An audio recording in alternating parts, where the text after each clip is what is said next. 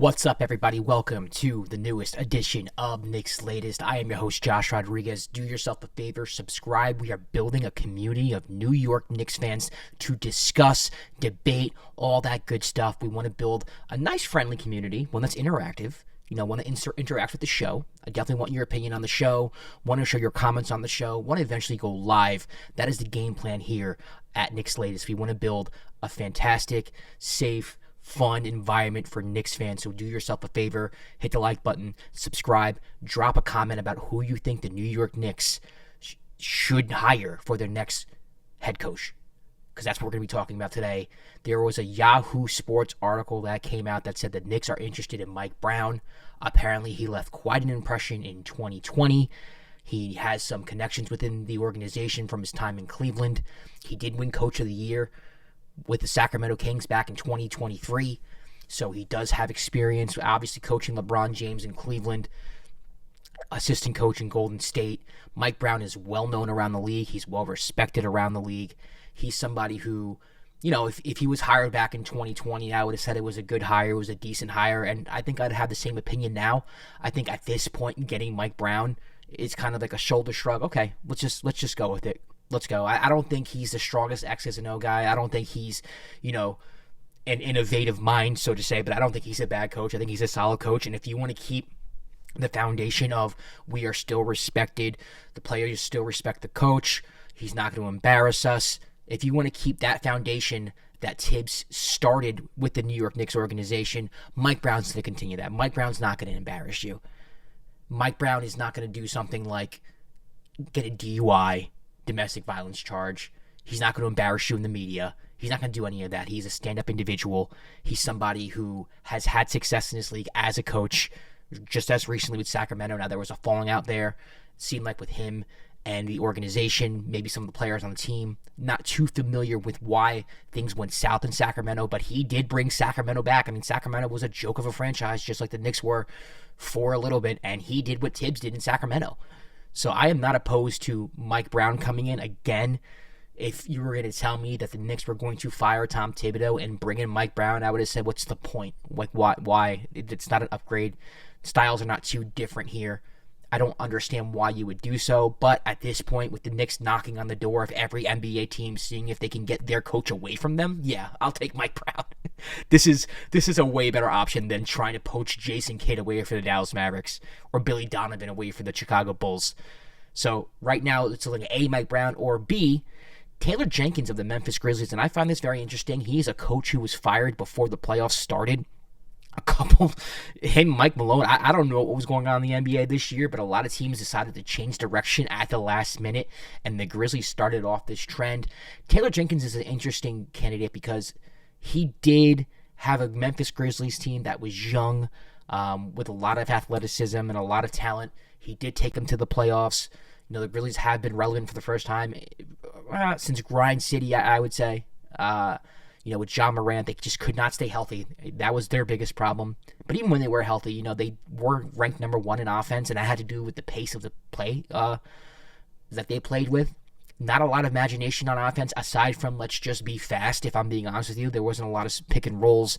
The Grizzlies actually were last in running the pick and roll. They don't do that. It was just kind of give the ball to John Morant and let him cook, get in the paint, drive and kick. A lot of swinging around the perimeter, not a lot of movement on offense. Even though they were ranked first, it was a lot of let's get up the court very quickly, let's get the first shot available, let's take our man off the dribble, why are we waiting, let's go. That's the type of offense that Taylor Jenkins runs. I don't know if that's going to be feasible for this New York Knicks team, who were the slowest team based off of pace last year. And I do think they could have played faster. My favorite version of this Knicks team is when they did play faster. I think you can play faster, but there's a happy medium here, right? They're not the Memphis Grizzlies. You don't have John Morant running the point. You can't run that fast. So I'd be interested to see what Taylor Jenkins does as far as, adapting his style of play in Memphis to the roster that the New York Knicks has if he does get the job. I'm not too high on that move. He's somebody who, if they were to hire him, same thing I said about Mike Brown, right? Okay, it's cool, but really we fired Tom Thibodeau to hire Taylor Jenkins. We fired the man who brought us to the NBA playoffs 4 out of 5 years and Eastern Conference Finals berth for the first time in 25 years just for Taylor Jenkins. It doesn't really make any sense. To me, this move has to feel dramatic. It has to feel different, right? It has to feel like there was a purpose to this. It just can't be lateral or semi-lateral. It has to be extreme, right? If you were that against Tom Thibodeau and his play style or his lack of adjustments coaching, you got to show me somebody who can do the exact opposite. Not someone like Mike Brown, who's been in the league for a long time, has had success, but is not too different than Tom Thibodeau. Or Taylor Jenkins, who might have gotten fired for the same reasons that Tom Thibodeau got fired for. I just don't see it. I don't know. It's one of those things where it does feel like the Knicks still don't have a plan when it comes to this. You knock on the door of 5 teams, seeing if they would be interested in letting their head coach go or letting their head coach talk to you. I can't believe that was plan A to begin with. Now plan B seems to be like the scraps of other teams, of coaches who, really can't seem to find a job. I'm surprised Mike Malone's not on this list. Not that I would want him, but I thought that he would be a fit that Knicks fans would be clamoring for, or that the Knicks organization would at least, poke the tires on. But even Johnny Bryant, somebody who has been in the Knicks organization, who has a relationship with some players on the team right now, who has a good reputation in the league, somebody like him you give the keys to and you say, okay, this is your team now. It feels completely different. It's a new era. That makes sense to me. But we'll see. I mean, they said, according to the Yahoo Sports article, that they're going to be finalizing a list soon. I wonder what that list looks like. I'm going to assume, for me, my guess will be Mike Brown, Taylor Jenkins. I think Johnny Bryant will be on that list. And I think someone like Frank Vogel, who is not going to have a shot, is going to be on that list as well. Something like that. And I think the Knicks are going to end up hiring a coach that's kind of underwhelming. That's kind of like, okay, we did all this for okay. Let's just go. Let's just move forward. Hopefully they have an offensive philosophy that's going to involve Karl-Anthony Towns and Jalen Brunson working together, and have a defensive philosophy that's not so much drop all the time to Karl-Anthony Towns, and it's going to be able to hide Jalen Brunson and Karl-Anthony Towns at moments.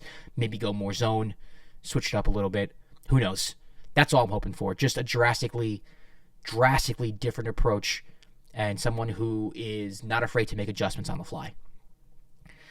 What we do know, though, is that Karl-Anthony Towns is probably still going to be around. It's looking right now that the Knicks are unwilling to trade him for Kevin Durant. Reports are that the Knicks are no longer interested in Kevin Durant, and Kevin Durant wants to be in Texas. It's probably the income tax. Let's be honest. It's whatever. Good for him. There are 2 exciting teams in Texas right now, the San Antonio Spurs and Houston Rockets, both very young, exciting teams that have the pieces to give up for someone like Kevin Durant, and I assume that they are battling to do so right now. I think it's between those 2 teams right now. I think KD has made it known that he wants to go to Texas, and that's where he's going to go. Whether it's Houston or San Antonio is up to the organizations and how much they're willing to give up for Kevin Durant, but I think those are the 2 options. I think KD to the Knicks is now dead, and that's okay. That doesn't really bother me. I'm for continuity. I think there are a lot of problems with having Jalen Brunson and Karl-Anthony Towns out on the floor at the same time, but I also think there's a lot of plus side where they get another year together. Maybe you get another coach who can have a different scheme that works for both of them, and maybe you develop some type of offensive game plan that involves them both, where they both can thrive, where it's not your turn, my turn. I don't think it's the worst thing in the world. KD to Knicks didn't really excite me anyway.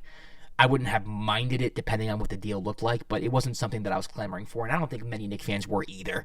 So I wouldn't say we dodged a bullet, but it's whatever. The more interesting conversation to me is whether or not Giannis Antetokounmpo's coming and what that looks like if that's a deal. Because if he comes now, we're going to have to give up half of our roster.